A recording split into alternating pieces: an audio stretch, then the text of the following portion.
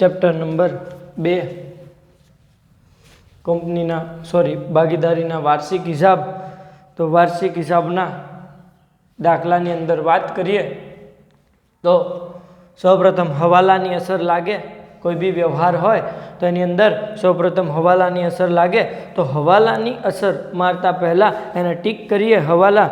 તો સૌપ્રથમ number 1 આખરનો stock આપેલો છે જે કાચા સરવૈયામાં હોય નહીં. તો જ્યાં આખરનો સ્ટોક દેખાય ત્યાં ગોળ સર્કલ મારો.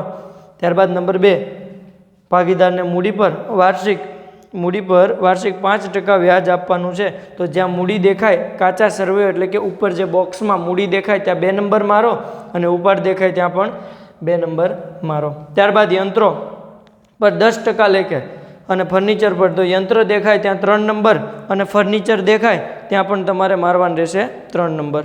ત્યારબાદ દેવાદાર પર 5% લેખે ગાલખાત અનામતની જોગવાઈ કરો. તો દેવાદાર તમને કોઈ જગ્યાએ દેખાય ઉપર કાચા સરવૈયામાં નંબર 4 અને નંબર 5 ચૂકવવાના બાકી પગાર પરચુરણ ખર્ચા અને ભાડું દેખાય ત્યાં તમારે નંબર મારવાનું થશે 5 નંબર. હવે વાત કરીએ હવાલા સિવાયની અસર. તો સૌપ્રથમ પહેલું આપી દીધું છે સ્ટોક 1/4/2016 એટલે શરૂનો સ્ટોક. તો શરૂનો સ્ટોક આપણને આપી દીધો 25,000 તો 25,000 લખીએ. ત્યારબાદ વેચાણ માલ પરત. તો હંમેશા વેચાણ માલ પરત જે છે એ વેચાણમાંથી બાદ થાય. વેચાણ માલ પરત જે છે એ વેચાણમાંથી બાદ થાય. તો વેચાણ આપણને આપી દીધું છે 78,150 માઇનસ વેચાણ પરત 1,000 રૂપિયા એટલે કેટલા થશે 77,150. ત્યારબાદ છે રોકડ શિલ્લક. તો રોકડ શિલ્લક આવે પાકા સરવૈયામાં મિલકત લેણા બાજુ. તો રોકડ શિલ્લક આપણે અહીંયા લખી દીધી.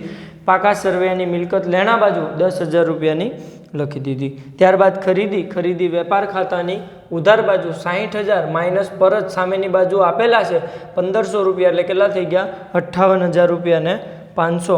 આપેલ વટાવ ડિસ્કાઉન્ટ છે. ડિસ્કાઉન્ટ ખર્ચ કહેવાય એટલા માટે અને નફા નુકસાન ખાતાની ઉધાર બાજુ લખીએ. તો નફા નુકસાન ખાતાની ઉધાર બાજુ વટાવ આપણને આપી દીધો છે 500 રૂપિયાનો. ત્યારબાદ ગાલખાત આપણને આપી દીધી 400 રૂપિયા. તો ગાલખાત માટે આપણે ફર્મો બનાવતા કે ગાલખાત કાચા સરવૈયાની પ્લસ ગાલખાત હવાલાની પ્લસ ગાલખાત અનામત હવાલાની માઇનસ ગાલખાત અનામત કાચા સરવૈયાની. તો ગાલખાત જે આપેલી છે તે 400 રૂપિયાની. તો અહીંયા ફર્મા અનુસાર લખી દઈએ 400 રૂપિયા. ત્યારબાદ યંત્રોમાં હવાલો, ફર્નિચરમાં હવાલો, પરચુરણ ખર્ચમાં હવાલો. ત્યારબાદ છે ભાડાપટ્ટાનું મકાન. તો ભાડાપટ્ટાનું મકાન જે છે એ આપણી પાસે 7,000 આપણી મિલકત કહેવાય લખી દીધા 7,000. 4 વર્ષ માટે એટલે કે ગુપ્ત હવાલો થઈ ગયો કે 4 વર્ષ માટે માંડવાળ કરવાની છે. તો 7,000 ભાગ્યા 4 કરીએ તો આપણને મળે 1,750 રૂપિયા અને બાદ કરીએ તો 5,250. માંડવાળની બીજી અસર ગુપ્ત હવાલાની 2 અસર. કોઈ બી હવાલાની 2 અસર થાય. તો ગુપ્ત હવાલો છે. ગુપ્ત હવાલાની બીજી અસર છે નફા નુકસાન ખાતાની ઉધાર બાજુ માંડી વાળેલ મકાન 1,750 રૂપિયાનું થઈ ગયું. તો આ 2 વ્યવહાર આપણા અહીંયા સુધીના પતી ગયા. ત્યારબાદ પાઘડી છે. તો પાઘડી આપણી મિલકત કહેવાય. તો પાઘડીને આપણે પાકા સરવૈયાની અંદર લખાય. ત્યારબાદ વેપાર ખર્ચ એટલે કે વસ્તુના વેચાણ માટે કરેલો ખર્ચ એટલે કે વેપાર ખર્ચ જે નફા નુકસાન ખાતામાં આવશે. તો અહીંયા વેપાર ખર્ચ જે છે અહીંયા લખેલો છે આપણે વેપાર ખર્ચ કેટલા રૂપિયા 1,250 રૂપિયા.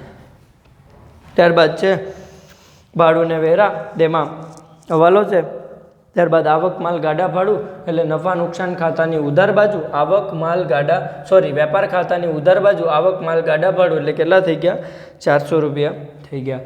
ત્યારબાદ બેંક વ્યાજ ઉધાર બાકી એટલે આપણા માટે ચૂકવેલું વ્યાજ થાય. કોઈ બી વસ્તુની ઉધાર બાકી એટલે ચૂકવણી થાય. તો ઉધાર બાજી બેંક વ્યાજ કેટલા રૂપિયા થઈ ગયા 500 રૂપિયા. નુકસાન કહેવાય એટલે નફા નુકસાનમાં આવે. ત્યારબાદ છે વીમા પ્રીમિયમ. વીમા પ્રીમિયમ એક પ્રકારનો ખર્ચ છે. તો નફા નુકસાન ખાતાની અંદર જ ઉધાર બાજુ 800 રૂપિયાની નોંધ થશે. પગારમાં હવાલો મજૂરીમાં હવાલો નથી. મજૂરી વેપાર ખાતાની ઉધાર બાજુ 14,000 રૂપિયાનું છે. તો 14,000 રૂપિયા અહીંયા લખી દઈએ.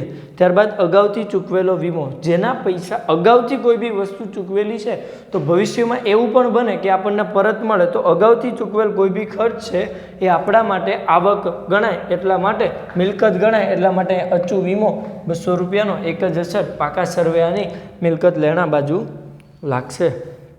ત્યારબાદ આવી જાય જમા બાજુના બાજુ તો મૂડી પર હવાલો લેણદાર પાકા સરવૈયામાં મૂડી દેવા બાજુ, તો લેણદાર અહીંયા લખી દીધા 35,000 રૂપિયાના લખી દીધા. ખરીદ માલ પરતની નોંધ થઈ ગઈ. ત્યારબાદ બેંક ઓવરડ્રાફ્ટ BOD દેવું કહેવાય એક પ્રકારનું. બેંક ઓવરડ્રાફ્ટ કેટલા રૂપિયાનું છે? 8,000નું, તો લખી દીધું. ત્યારબાદ વેચાણ વ્યવહારની નોંધ થઈ ગઈ, કારણ કે વેચાણમાંથી વેચાણ પરત આપણે બાદ કરેલું. ગાલખાત અનામત છે કાચા સર્વેની, તો અહીંયા ફરમાની અંદર લખી દે ગાલખાત અનામત કાચા સર્વેની કેટલી છે? 700 રૂપિયા, તો 700 રૂપિયા ત્યાં દર્શાવી દીધા. ત્યારબાદ મજૂરીના બાકી દેવા એટલે કે ચૂકવવાના છે.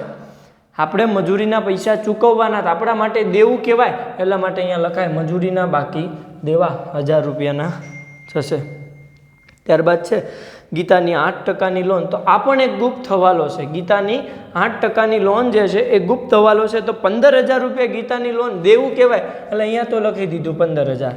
હવે આપણે 8% લેખે, તો 15,000ના 8% લેખે ગણતરી કરીએ, પણ 1/10 લાવેલા છીએ.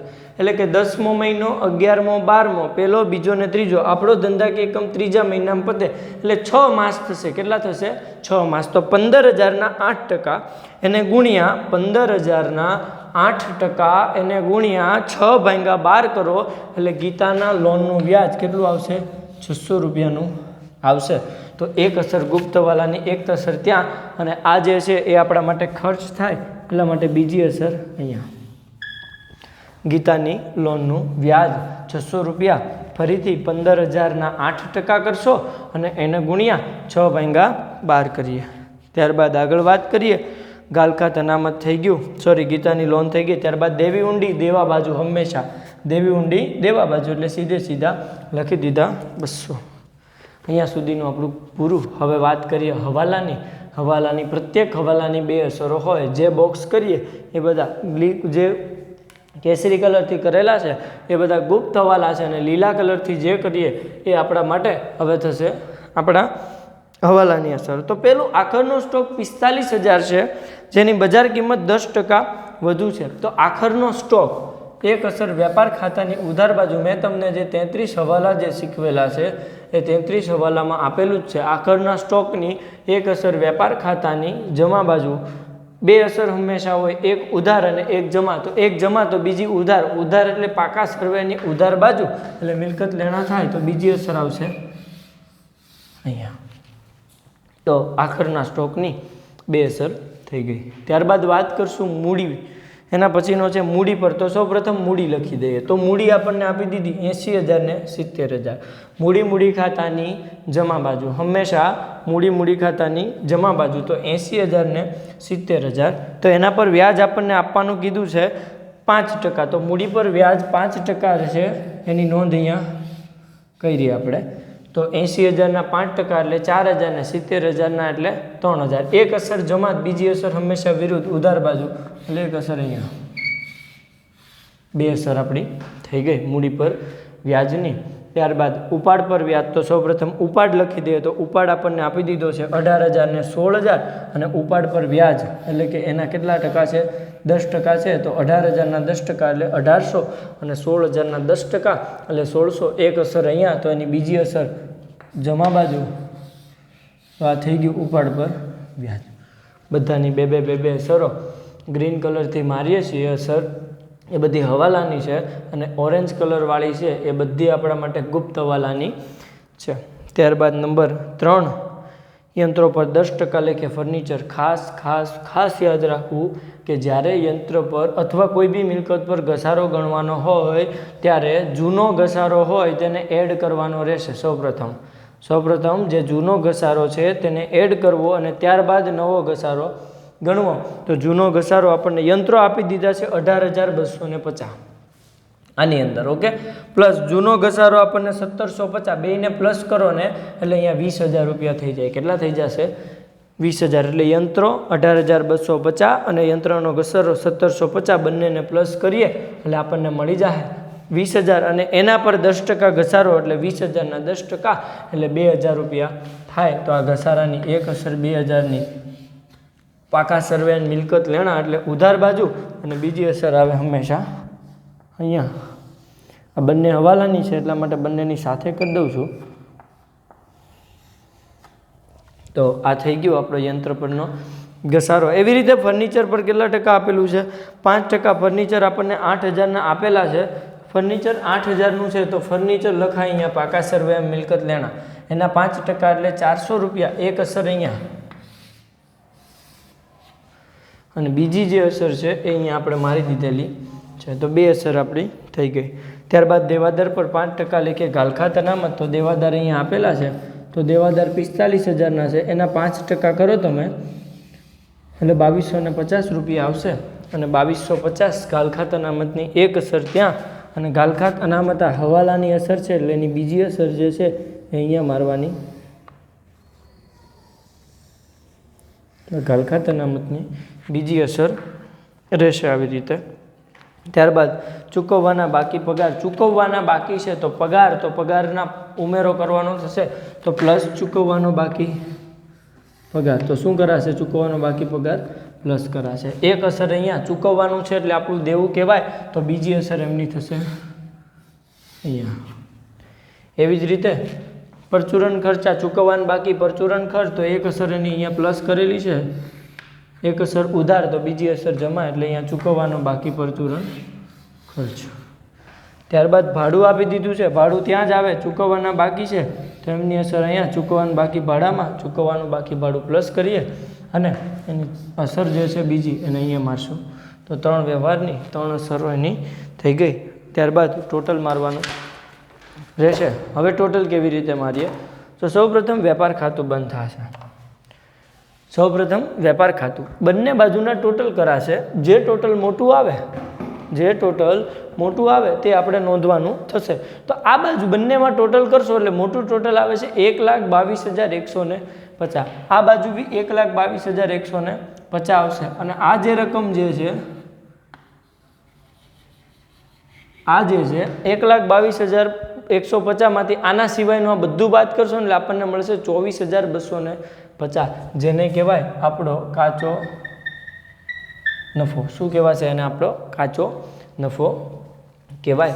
તો આ એક થઈ ગયો વ્યવહાર. આ ખાતું છે એટલે કે ઉધાર બાજુ છે બંધ કરો એટલે જમા બાજુ આવે તો એની અસર એક અહીંયા બીજી અસર અહીંયા આવે જે અહીંયા મારી દઈએ તો કેટલા આવી ગયા? 24,250. તો એની અસર આપણે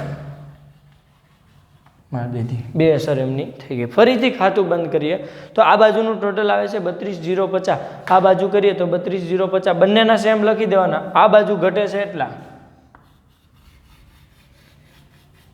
આ જે છે એ ખોટ કહેવાશે. શું કહેવાશે? રકમ 7800 ઘટે એ ખોટ કહેવાય. એટલે જમા બાજુ આવે બંધ કરો એટલે આવશે અહીંયા ઉધાર બાજુ. પાછું ટોટલ મારીએ બંને બાજુનું તો આ બાજુ બી વધે છે તો અહીંયા જે વધે એને ખોટ કહેવાશે. જે રકમ વધે છે અહીંયા હોય તો કાચો નફો, અહીંયા કાચી ખોટ, અહીંયા ચોખ્ખો નફો, ચોખ્ખી ખોટ, અહીંયા વહેંચણી પાત્ર નફો, વહેંચણી પાત્ર ખોટ. ખોટ આવી છે જમા બાજુ. બીજી અસર ઉધાર એટલે અહીંયાથી આ રહી બીજી અસર એમની વહેંચણી પાત્ર નફા નુકસાન ફાળવણી ખાતેથી જે બીજી અસર લાવ્યા તે આ જે અસર છે એની અહીંયા જશે. આ જે ચોખ્ખો ખોટની છે એને આપણે લઈ જઈશું અહીંયા. ત્યારબાદ અહીંયા જે રકમ આવે છે એને લઈ ગઈએ અહીંયા. હવે અહીંયાથી રકમ વધે છે એટલે કે આ રકમ આપણી વધે છે જે આપણી મૂડી કહેવાય અને એને લઈ આવીએ આપણે અહીંયા. આ રકમ જે છે લઈ આવીએ અહીંયા. ખાતું બંધ કરીએ એટલે બંને બાજુના ટોટલ કેવા આવશે? સરખા આવશે. તો આપણો થઈ ગયો વાર્ષિક હિસાબ. તો આવી રીતનો દાખલા નંબર 1 છે જે તમારે ઘરે જાતે કરવાનો રહેશે અને આવી રીતે આની ગણતરી કરવાની રહેશે. આખો દાખલો બુકમાં ગણવાનો છે અને આ જે દાખલો જે છે એ દાખલાને જેવો પેરેલલ દાખલો સ્વાધ્યાયમાં છે એ પણ ગણવાનો રહેશે.